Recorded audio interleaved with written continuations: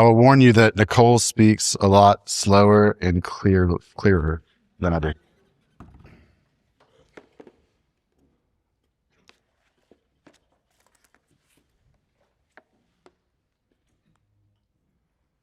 I also want to tell the lady who is singing On the Road Again that I will be counting on you at a couple of points throughout this presentation. Welcome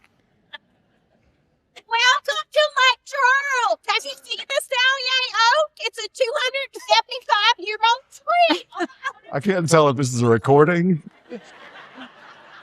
like from a tourism guide. I will warn you that I've never used a PowerPoint before, so bear with me. I'd like to start by making you a deal. I'm going to promise to give you 5 things tonight. First, I promise to challenge your thoughts around why we are in the current state we are with abortion. Second, I promise to say some things that will make you angry. Not at me and not in an unjustified anger, but I'll say some things that will bring you in touch at least a little with righteous anger, like what Jesus felt when he flipped the tables and drove the money changers from the temple. Third, I promise to get all of you in unison to say, "Aw." I'm going to need you for this. Fourth, I promise to make you laugh. And fifth, I promise to offer a real solution that not only makes sense to you, but helps to reconcile those challenging thoughts from promise number 1. I don't want to knock that over. So I'm going to ask somebody to help me keep track. Blaine Weiniger, I'm going to ask you to check these off as I get through them. One more time, that's 5 promises. 1, I'm going to challenge you. 2, righteous anger. 3, one big aw. 4, laughter. And 5, a solution. So the deal is this. I'm going to make good on those 5 promises. And when I get to the end of my talk, you're going to write the biggest check you've ever written to New Life Counseling. Because that's why we're here, right? To financially support the life-saving work that Nicole and Kayla and Keisha and all the staff and volunteers of New Life Counseling do every single day when a young lady walks into that door or onto that bus. So that's the deal. Now, some of you are thinking, Sean, as an attorney, you should know that in order to have a deal like this, we have to accept it. But I'm not here as an attorney. I'm here as a speaker of truth. And the truth is that I believe that by each of you sitting here today, you already agreed to this deal. I will give you one chance to prove me wrong and leave. And since nobody left, we have a deal. Now I could have backfired. I appreciate you guys saying. So I want to start with a thought that I'm going to weave in and out throughout my talk, because not only do I believe it, but I know that when we recognize it and accept it as true, that we can also see clearly a real workable solution to abortion in this country. Abortion is the product of failed masculinity. Now, how many of you have ever had this thought before? By a show of hands, how many of you, as you sit here today, can say that you completely understand and completely agree with this statement? And the reason that this statement is so challenging, go ahead and mark that down, is because even among those of us who are pro-life, we have fallen victim, even passively, to the lie that abortion is a women's issue. And that's by design and generations of repetition of that lie. Because for 53 years since Roe versus Wade, the abortion industry has screamed at men that abortion isn't about us. Abortion is about reproductive health. Abortion is about bodily autonomy. Abortion is about a woman's right to choose. And men need to sit down, shut up, stay silent, and sit on the sidelines. Otherwise, you're anti-woman. And that's horrible because nobody wants to be classified as being anti-woman. And for that same 53 years, while the abortion industry was shouting us down and pushing us away, the pro-life movement was so hyper-focused, as they should have been, on saving women and saving babies, that we have completely ignored and overlooked the men. So on one side, we've got angry women yelling at us to sit down and shut up, and nobody on the other side is telling us to do anything. So what did we do? Well, we shrugged our shoulders and we sat down, and we passively agreed that this isn't our fight. But here's the thing. It was never up to the women in the pro-life movement to call us men to action. It was never up to the women to ask us to join the fight to protect our babies from being slaughtered and our women from the lies and the devastating impact of abortion. And that's not how we lead, protect, provide, or serve. Not rising up to join in this fight because women who were busy saving babies didn't ask for our help, that's failed masculinity. And it was all by design in Satan's plan that began at the very beginning of humanity. In John 8:44, Jesus tells us that Satan is the father of lies. That's how he wages his wars: sneaking, subtle, quiet, repetitive lies. And Satan's greatest weapon in his war on humanity is the separation of the union between God and man and woman. We see it in the Garden of Eden with the serpent and Eve and the apple. Satan goes straight to Eve, sidestepping her husband, to tell her that if she eats the fruit, she will not die, but she will be like God. He's essentially feeding her the lie that she's not good enough, exactly as she was created in the image of God. And that the only way that she can truly reach her full potential is to do the thing that will actually destroy her. And in that separation from God and from man, she believes the lie and commits original sin. But the most important part of this story is something that is all too often glossed over. Adam was right there, sitting passively on the sidelines, silently watching and waiting to see what would happen. No doubt thinking, it's her mouth, her choice. If she makes the wrong choice, the consequences are hers alone to bear. And what an incredible miscalculation that led to the downfall and death of all of humanity. Original sin is not the fault of a woman alone in the garden who gave in to the idea that she could fulfill her true destiny if only she ate this fruit. Original sin is the fault of a man who failed to protect, to provide, to lead, and to serve the woman whom God entrusted to his service. Original sin is the product of the complete and utter failure of masculinity by the first man. And then he goes and makes it worse. Because God came looking for them in the garden and he says, hey, what are y'all doing? Why are you hiding? And the man says, well, because we're naked and afraid. And God, playing along, because obviously God knows what's going on, right?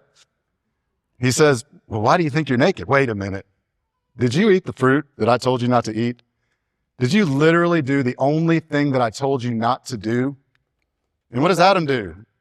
He blames God. The man said, you gave me that woman, and she gave me the fruit. This is your fault. Thank you. I'll take that as a laughter. I wasn't counting on that one, but I'll take it.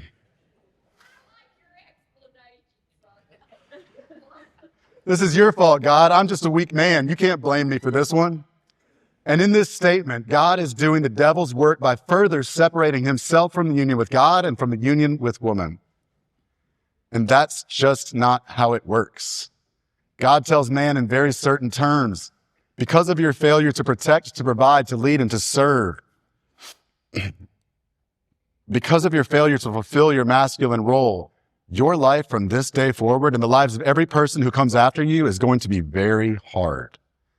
You will suffer in life, and then you will die. That is the price of failed masculinity.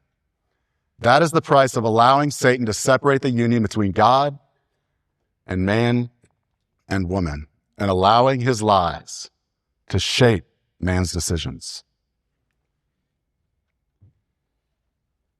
Fast forward thousands of years to where we are today, and we are in exactly the same place when it comes to abortion. Generations of men have chosen to accept the lie that abortion is a women's issue, that it's about her choice and her body, that it's about reproductive health. And through those lies, Satan has succeeded in further separating the union between God and man and woman. And men sit back and watch as over 1 million of our children are slaughtered each year, and their mothers are destroyed physically, mentally, and emotionally by the abortion industry.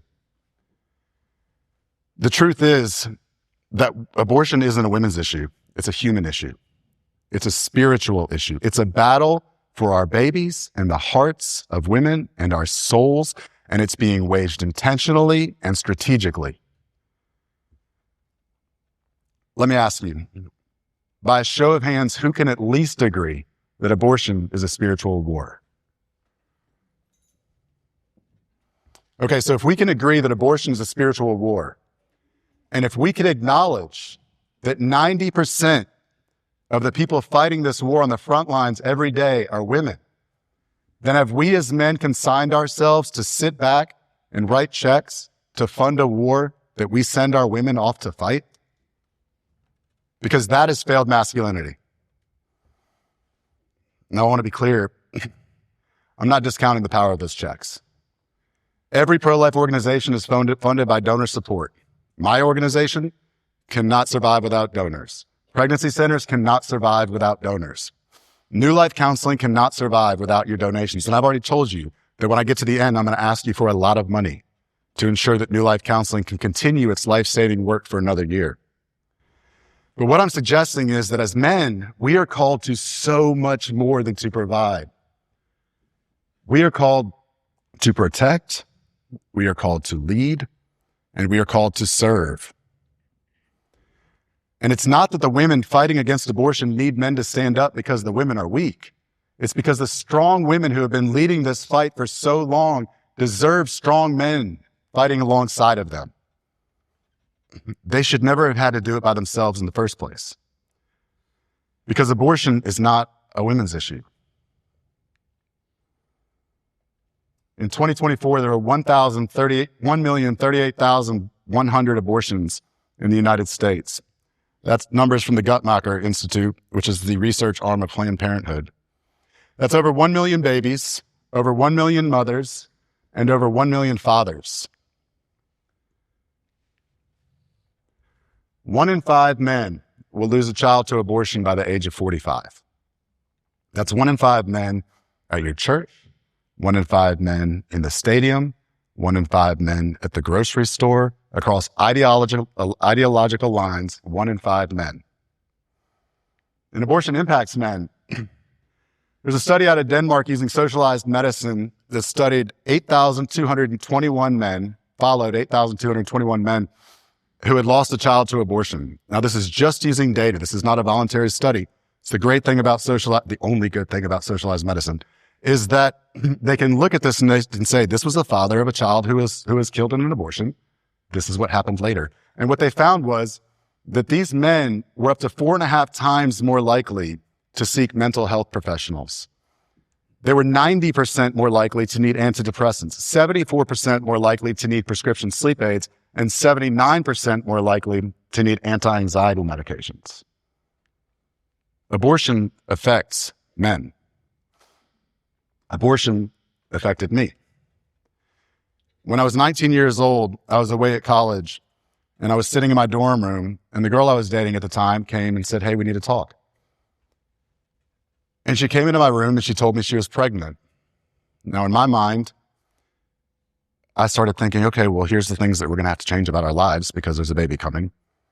And whatever I was saying or whatever I was thinking, I must have been saying it out loud because she stopped me and she said, "Well, I'm not going to have the baby. I'm going to have an abortion." Now, I knew what an abortion was, but I didn't know that that was something people actually did. I didn't know anybody that had ever had an abortion. And so the best that I could do was say, "No, we're not going to have an abortion." But my no didn't matter. Because nothing that I said, nothing that I did, nothing that I felt mattered.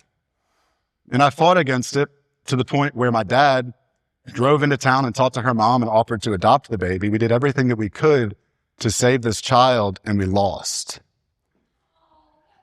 Because nothing that I said and nothing that I did and nothing that I felt mattered. And this is compounded after the abortion when the mom, who was also negatively affected, went to the school counselors and they said, "Okay, well, we're going to help you waive your classes because this is obviously a really big deal. And we can tell that this is affecting you and we don't want this to affect your grades."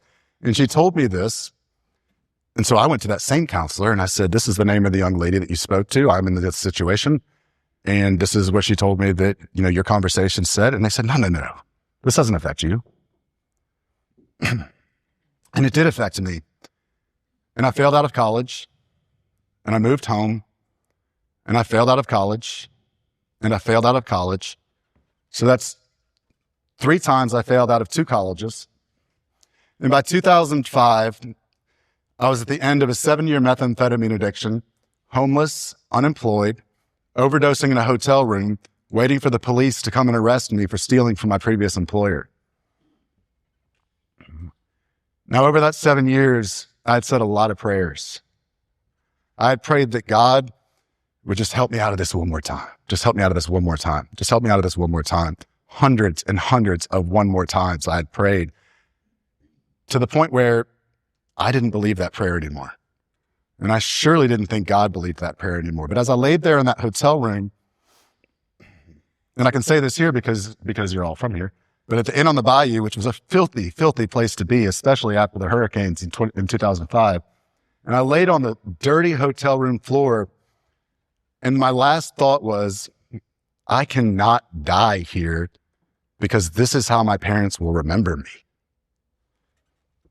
This is how I will be found. One last embarrassing moment for my family. And so that was my prayer. God, just help me out of this so that I don't go out embarrassing my family. And I prayed that prayer and I passed out. And I woke up the next day and he had heard my prayer. And I woke up and my head was more clear than it had been in that entire 7-year period. I knew exactly what I wanted to do. I knew that I didn't want to die. I knew that I didn't want to be an addict. I knew that I didn't want to go to jail. I walked down to the truck that I'd been living out of that had everything I owned in it. And I stuck my hand behind the driver's seat without even looking and pulled a pamphlet for a treatment center out that had been there for 2 years. I went back to the room and I called and they said that I could get in that day. And so I did what I've always done whenever I couldn't figure out how to handle a situation, and I called my dad. Now, I hadn't talked to my dad in over a month. They had kicked me out of the house because I'd stolen from them for the 1,000th time. And he finally had to set boundaries and say, hey, you can't come here anymore. I have to protect my wife. I have to protect my finances. I have to protect your brother and your sister, and you're not welcome here. But I called my dad and he answered, and I told him what was going on. Hey, I'm about to be arrested, but I can get into treatment. And he said, call your boss and tell him that, that this is where you'll be. And if they want to come get you, they'll come get you. And so that's what I did. And then I drove in this truck that hadn't had an oil change or maintenance in 5 years through the Kisatchie National Forest, no cell phone, no GPS, just praying that I would not break down in the forest. And I made it through the forest and I made it to Shreveport. And in Shreveport, I started hitting hills for the first time and my truck started shaking. And so then I'm praying, God, just help me make it to the treatment center. Just let me make it to the treatment center. And I made it to the treatment center on Stoner Avenue. I kid you not. I made it to the treatment center. And I pulled into the parking lot and my truck broke down. And I had to push it into a spot. Now, there weren't camera phones back then. This picture's way worse than it looks. And this Felicia told me it looked pretty bad. But those circles under my eyes are way worse than it looked. It's the only picture I have from when I was an addict. I was really good at avoiding cameras. So in treatment, we went through counseling every day, group counseling, individual counseling. And it was in treatment that the counselor was walking me through my life. And when I got to the abortion, she said, hey, I think we should really talk about this. And it didn't occur to me that we should talk about it because this didn't affect me, right? But she said, hey, I think we should talk about this. And so we talked about it. And it did affect me. And looking at it objectively, I can say that my life was on an upward trajectory. And then the abortion happened and I crashed. But at the time, I was told that this didn't affect me. So at no point during that 7-year period did I think that all of the destructive behavior that I was doing had anything to do with the abortion until I was in treatment. And the counselor helped me to begin my healing process by giving me permission to mourn, by giving me permission to grieve. She helped me to write letters asking for forgiveness from my younger self, asking for forgiveness for my son, to name my son Michael. She helped me to write letters forgiving his mother. And that's where that healing process really began. But the one thing she didn't tell me was that I wasn't alone as a man who was experiencing this. So I tucked it all inside and I went on about my life. I was on a mission, right? I was an addict and I wanted to no longer be an addict and I wanted to get my life back on track. I'd lost 8 years of my life. And so I got out of treatment and I went back to college. I went to law school. I married, and I'll tell you, like when you talk about the hand of God, like when I failed out of school the second time, I had a 1.3 GPA. The highest that you can possibly bring up a 1.3 GPA is a 2.3 GPA. And I got into several law schools with a 2.3 GPA. Because that's what God wanted for me. I married my wife, who I'd been pursuing for 7 years, who I'd asked out at least a dozen times, who had said yes at least a dozen times and canceled on me at least a dozen times. Because God was protecting her. God was protecting what we have today. God was protecting our current family from who I was at that time, while he was helping to build me into the man that she deserved for me to be.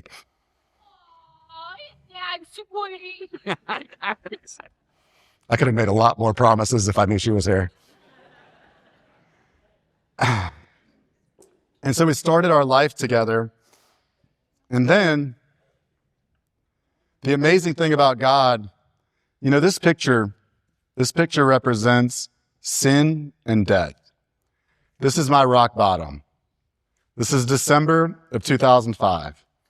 And almost 9 years to the day that this picture was taken, I was blessed with life in its purest form, in the image of God, with the birth of our first son, John Francis. Some of you got it. But some of you missed it. Some of you know that I got 4 more coming, and so you're just holding out to see which one's the best. But I want to be transparent here and let you know that this kid is here with us tonight. John Francis, stand up.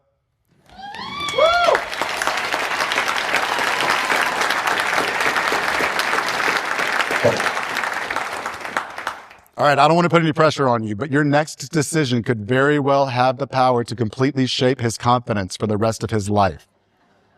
So I'm going to do this one more time. This is a picture of death, a death from which God saved me. And through saving me, he not only granted me a new lease on life, but he also brought forth new life.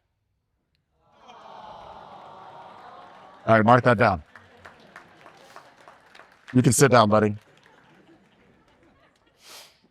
So some of you are thinking, I can't believe you would use your precious child to manipulate us.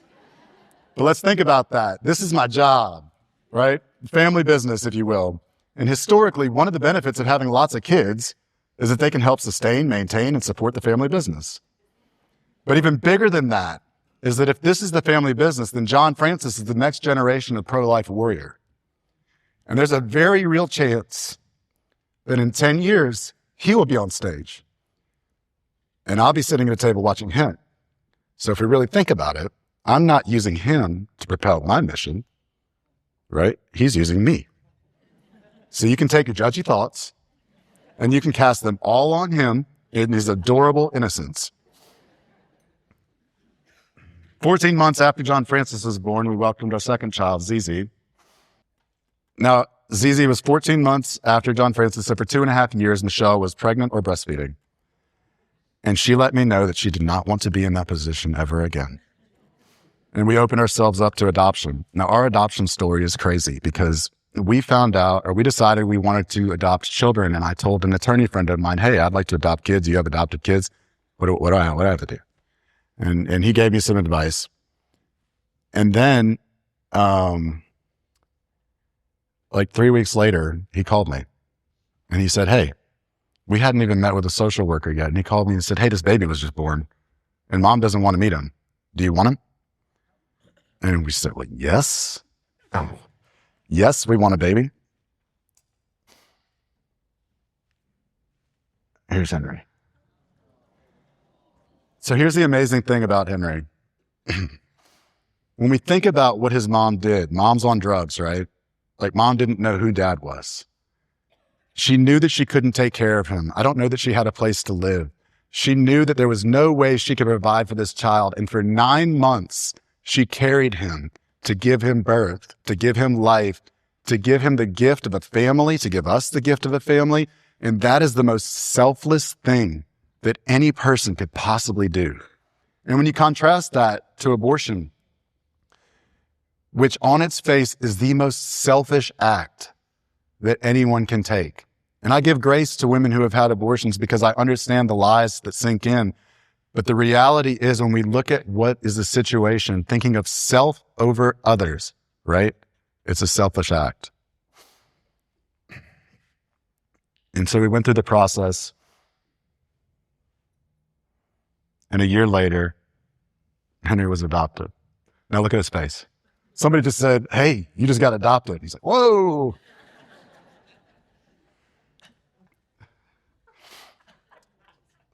I didn't even remember I actually wrote that part down.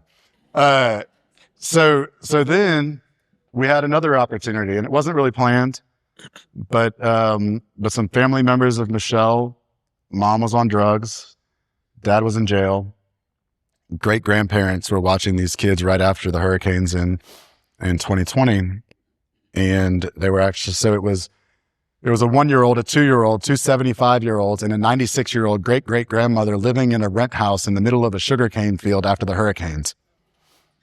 And we said, well, you can't do this. Like, you need help. And we have a bigger house, which is not how you should choose to adopt people, but that's what we did. And so we met them at their baptism because first we were asked to be their godparents. So this is the day that we met. This is actually the day we met Elijah and Sophia. And 2 years later, because it wasn't as easy for this one, we adopted Elijah and Sophia.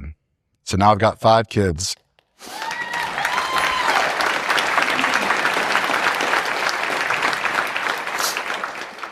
So now I've got 5 kids and I'm practicing law, and I'm really, really good at practicing law. And I'm really, really bad at practicing law and being a good husband and being a good father. I was always working. In my head, I was always working even when I was home. And I knew that that was not what God wanted for me, because before I ever wanted to be an attorney, and I wanted to be an attorney when I was 7, before I ever wanted to be an attorney, I wanted to be a father. And so in 2021, I stopped taking clients. In 2022, I shut down my office. And around 2022, after I shut down my office, I started getting calls from an organization called Men for Life. Men for Life had heard me share my story, and I need to backtrack a minute because what I told you earlier was that when I left treatment, the one thing that she didn't tell me was that I wasn't alone. And so it was another 8 years after treatment before I shared my story of my abortion with anyone other than Michelle. And I was on a retreat here in Lake Charles, and men were sharing all of these hard stories of their lives, right? Some of the things that they did, some things that happened, but just really difficult things. And they were sharing these stories, and it was men that I knew and men that I respected and men that I trusted that were older than me. And they're sharing these stories, and like, there's just an outpouring of love. There's no judgment. And I felt safe.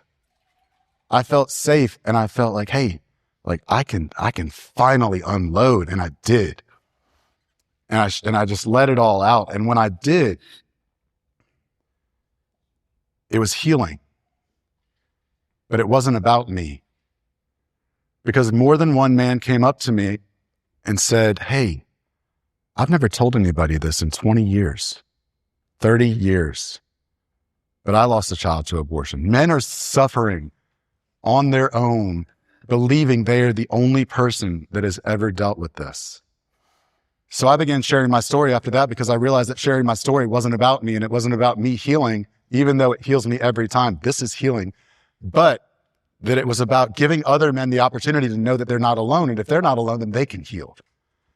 And so I'm sharing my story from about 2013. And in 2022, Men for Life started asking me, hey, will you come run this organization? And I said, absolutely not. I am not going to run a nonprofit. I have no idea how to do that. And I do have an idea how much you're going to pay me. And they asked me for 18 months. And for 18 months, I said, no, I will not run this organization. It's not the right time. I've got 5 kids. Like, I need to make enough money to support my family. And then they stopped. And I hired a really expensive business consultant out of California. And I started working on these business plans. And for 8 months, we worked on this business plans. And in June of last year, I was on an airplane to California to meet with a consultant to roll out this business the next week. And God said very clearly on that airplane, you are going to run this nonprofit. And it wasn't a question, it was a command. And it was so clear. And so I got off the plane and I went into the meeting and I took this giant stack of papers, set them down on the table, and I said, here's everything we've worked on for the last 8 months. I'm ready. But this just happened. Now, what I wanted was for him to say, Sean, this is a horrible idea, so that I could turn around and blame him for not listening to God. And instead, he said, Sean, this is an amazing idea. This is going to get you everything that you've been telling me you want to get out of life. I must not have told him I wanted to make money. I guess I thought that was understood for a business consultant. And so I got back on the airplane. Oh, and he said, and I will help you grow this organization for what you've already paid me. So I got back on the airplane and I emailed Men for Life and I said, hey, I don't know if you guys are still looking because we haven't talked in a long time, but if you're looking, I'll take this job. And in August of last year, I accepted the position of CEO of Men for Life.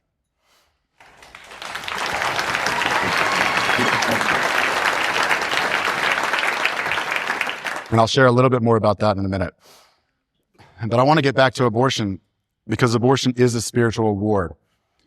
And we are told in Ephesians 6:12 that it is a spiritual war, that our struggle is not against flesh and blood, but against the rulers, against the principalities, and against the powers of this dark world, and the spiritual forces of evil in the heavenly realms.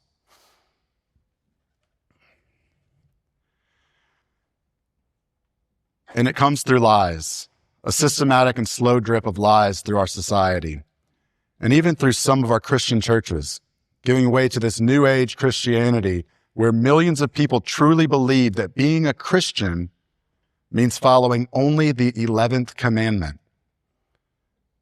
to love others as we love ourselves, completely disregarding the other 10 commandments. Now, the problem with that is that it gives way to a new man-made 12th commandment. You shall love me as I love me. And if you don't, you are inherently evil. If you say anything that disagrees with my idea of how I want to live, if you get in the way of my personal joy, then you are not even worthy of existing. This is the product of the lies of the principalities and the spiritual forces of evil. Millions of people believe that life is only about them and their immediate desires, and nothing and no one has a right to get in their way. And 1 month ago, we saw this belief system on display with the political assassination of Charlie Kirk, who was killed for speaking truth by a young man who didn't like the things that he was saying. But more pronounced than that was the thousands of public statements and videos on social media of people cheering for his murder, and many more justifying it. And we can say, well, that's a one-off. But now we have a candidate for the Virginia House of Delegates who has been shown to have been wishing death upon his political opponents and their children. And no one from his party has denounced this.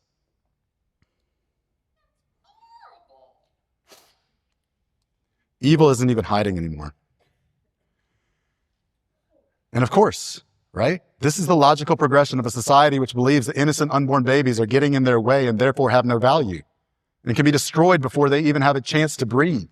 Because if innocent babies can be just completely dehumanized when they've done absolutely nothing to offend anything except this fake 12th commandment, then of course, an adult human who speaks out against the lies of Satan is deserving of death. It all starts with abortion. So what do? Well, we continue to do this, but not just in this room, in other rooms like it. We continue to speak the truth. Because in Ephesians 6:14, after telling us that we're in a spiritual war, the Bible tells us put on the full armor of God. And what does it say is the very first thing that we need in the armor of God, but the belt of truth, because truth is the most important weapon that we have in the spiritual war against evil.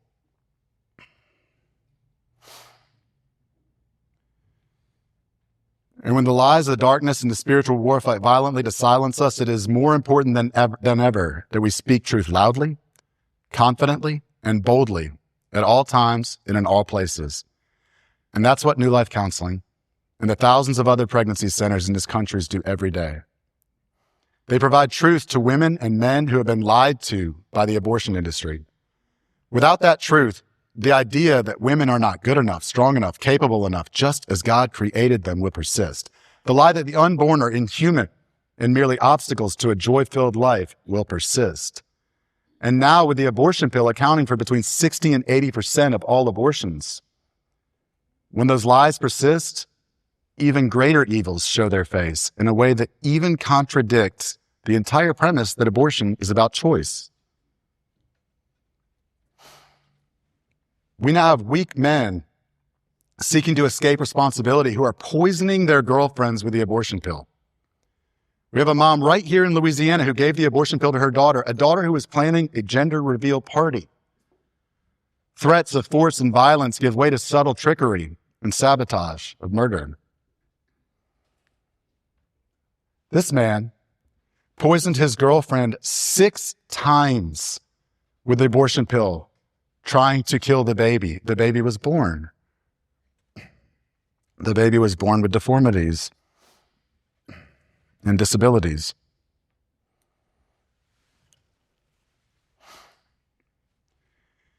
When these pills are being shipped to men and grandmothers and traffickers and pimps, nobody even knows anymore what the gestational age of the baby is, severely risking the health not only of the baby, but also of the mother. 11% of women who knowingly and voluntarily take the abortion pill will end up with severe medical issues. Who knows what that number is when it's involuntary?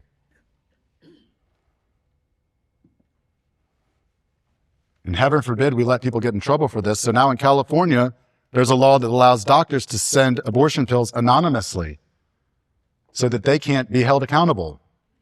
So now no one's held accountable. Men are poisoning their girlfriends. The doctors can't be held accountable. No one knows who's selling what to who. And babies are dying. And we know that babies are dying because the abortion pill sellers are now using the photos of the dead babies to prove that the drug works. And since every mailbox is now a potential abortion clinic, and abortions are happening in bathrooms, they realize that they can't hide behind it's just a clump of cells because women are seeing the fully formed face and arms and legs and fingers and toes. And rather than deny the humanity, they're just putting the pictures on display to prove the effectiveness. And I know what you're all feeling right now because we're all in this room together. We're all in this fight together. And what you're feeling right now, that tightness in your stomach, that's the righteous anchor that I told you about when I started. Don't ignore that feeling. Please don't go home after this event and move on with your lives, forgetting about that feeling until you're back here again next year. It sucks and it's uncomfortable, but discomfort is what drives change, and each and every one of you is needed in this fight if we are going to make real change. So embrace that feeling and make a decision to do something about it. Because when as a society, we are at a point where we can look at the clear humanity of the unborn and images of aborted babies being celebrated as progress, what comes next is way worse.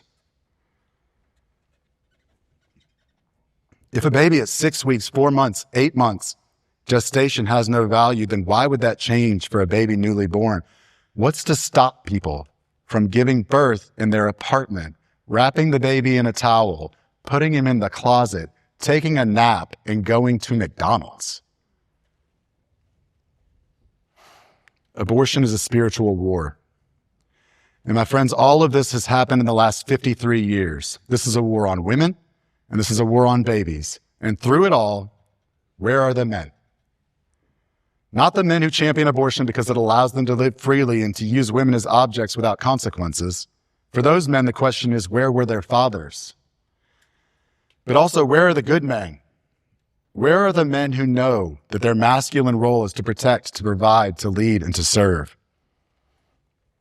And here's the thing. If abortion is the product of failed masculinity, then the solution is to reignite authentic masculinity. We know that 50 to 65% of women who see an ultrasound choose life. Well, a new statistic shared by the Vitae Foundation this year shows that 97% of men who see an ultrasound and complete fatherhood program choose life. So the first thing that God had me do with Men for Life is to go to a conference. I'd never been to a conference. I didn't know what to expect. I had an exhibit. I had a table. I had some old pamphlets that existed before me. And I had a giant banner behind me that said Men for Life that had never been used because it was so big. And I stood there at this table. God, what do you want me to do next? It was me and a table and a banner and no direction and 1,200 women who worked at pregnancy centers. And God showed me what he wanted. Because 104 different pregnancy centers came up to my table and asked me the exact same 3 questions. Do you have a fatherhood program? What can we do to get the young man back after we get him in the first time? And how do we get men in our community to help facilitate this program?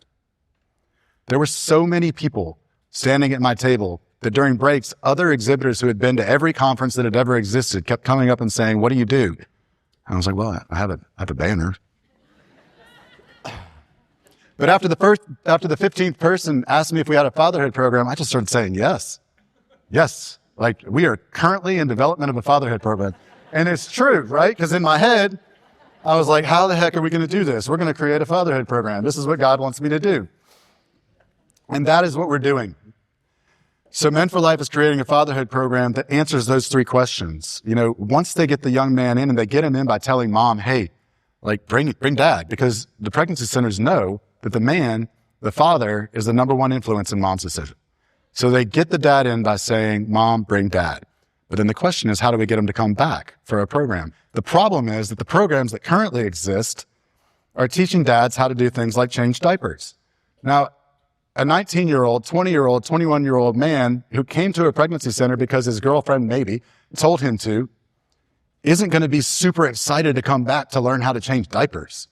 Like, if you want him to come back, you got to give him something that he wants, right? And what do men want? Young men want masculinity. These young men, many of them without fathers, they're yearning for something and they don't even know what it is, right? That's the reason that Andrew Tate is so popular, because they're finding it on social media and they're finding it in all the wrong places and they're finding the wrong message. They're finding a masculinity of self, right? Masculinity of self. Go make a bunch of money. Buy a Bugatti and you will get the woman you want. The truth is, you make a bunch of money, you buy a Bugatti, you get the woman who wants that. And then when it's gone, she's gone. What we need is to be building men into someone who is worthy of the woman that God put here for her. And so our program is based upon a foundation of biblical masculinity, inspiring young men to something greater than themselves, using the male mentors in the centers to give them an ear that they've never had, to give them a voice that they've never heard, and to share with them a message that can truly change their lives. So that when they leave that first meeting, what they're thinking is, wait a minute, you're telling me that I can do something greater than what I'm doing right now? And if I come back here, you will teach me how to do that? So our program is based on 12 weeks, and all we're doing is teaching them how to be a man. We're not even talking about diapers. You know when you learn how to change a diaper? In the hospital on a baby that's moving. And then you get 500,000 more repetitions. It's not going to break. The diaper's going to break. The baby's not going to break. So my friends, abortion impacts babies. Abortion impacts women, and abortion impacts men. And the truth is that men can dramatically impact abortion. Now, that third question that people asked, they said, hey, well, how do we get men in our community to volunteer to facilitate this program? Because the women in the pregnancy centers know that they're not the right person to teach a man how to be a man, right? Most of these men have already been being taught how to be a man by women. So the question is, how do we get men to come back? Well, this is how we get men to come back. I mean, this is how we get men in the community to serve. By calling them out here. By calling them out and saying, hey, just as young men have a yearning for masculinity, men in our generation, we have a need, a desire, an obligation to raise up the next generation of young men. And if we can look at the next generation of young men and we can say, man, they suck. Like, they have no idea what it means to be a man. Knowing that they didn't have a father or a male role model or a mentor or anything and refusing to fill that void, then we are failing in our own masculinity. It is up to us to go to the pregnancy center and say, hey, we want to help. And I gave this message at a men's conference, and I'm going to point out a friend of mine, Patrick Hardy, who's sitting at table 2. I gave this talk at a men's conference, and the next week, Patrick Hardy emailed me and he said, hey, I heard your talk, and I called New Life Counseling to see if I could volunteer. New Life Counseling doesn't have a fatherhood program, but now they have someone to help facilitate it. And that is what we need.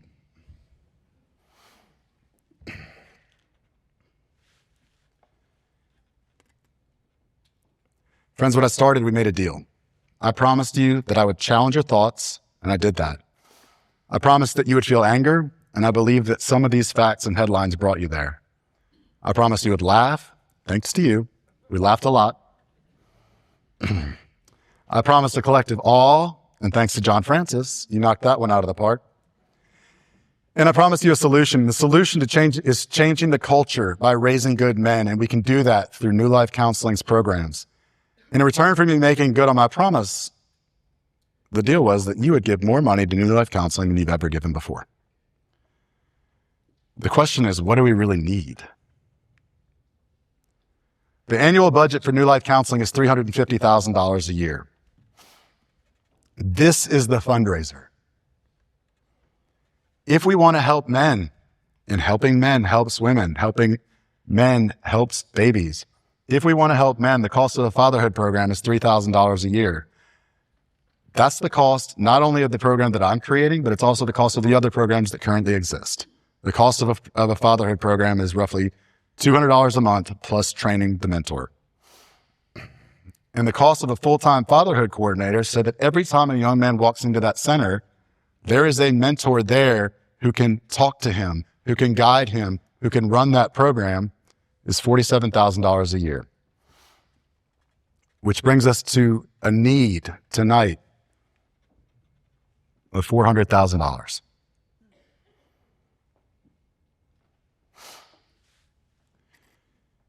If you're in this room, then you already believe that New Life Counseling is a good investment.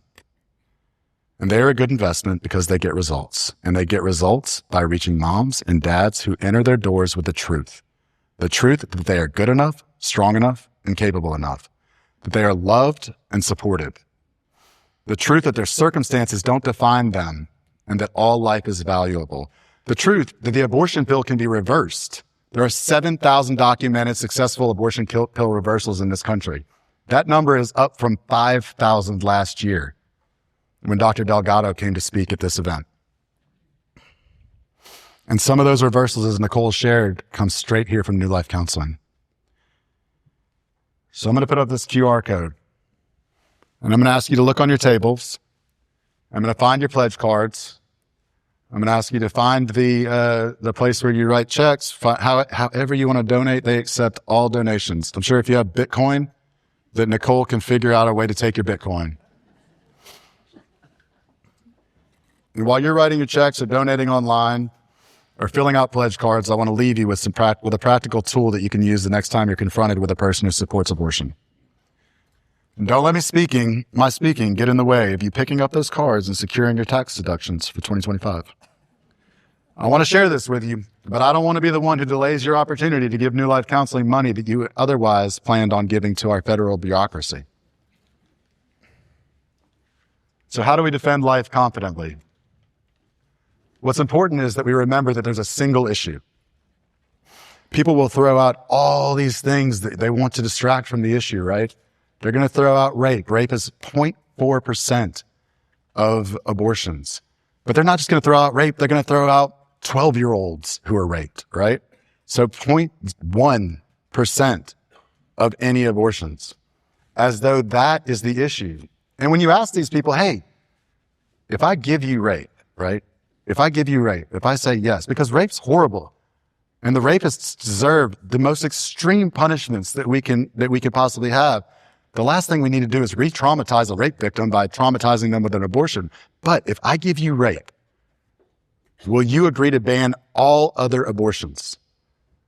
And they're going to say no, because that's not really what they believe.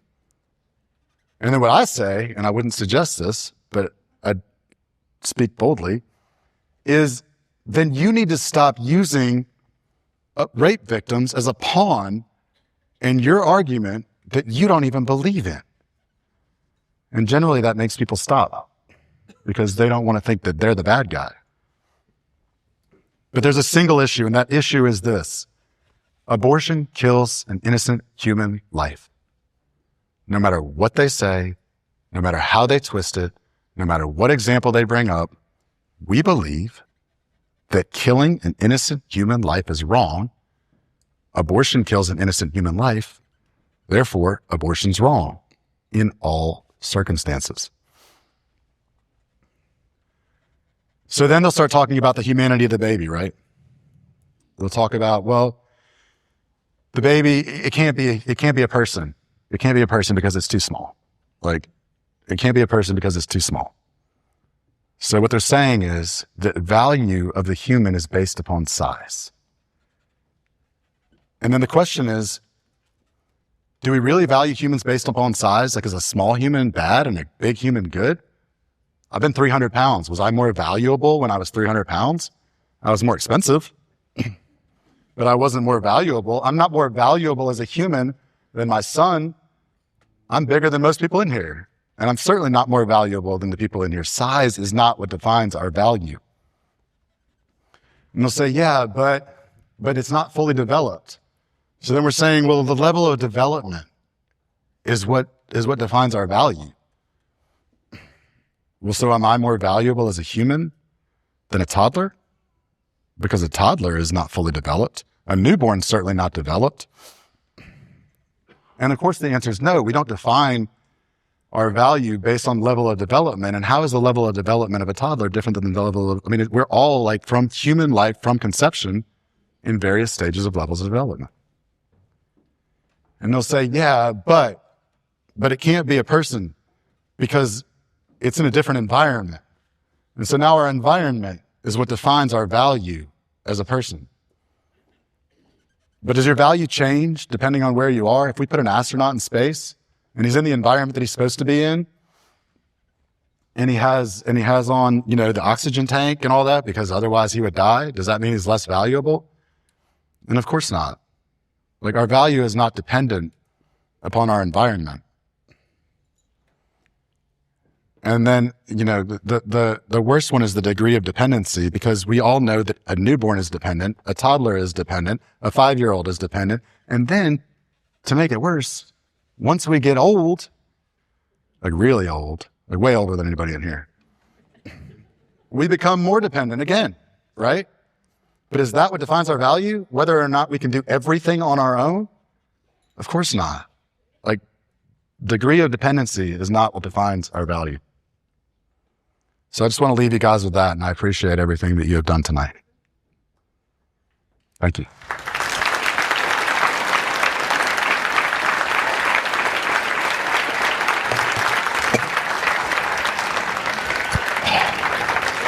Thanks.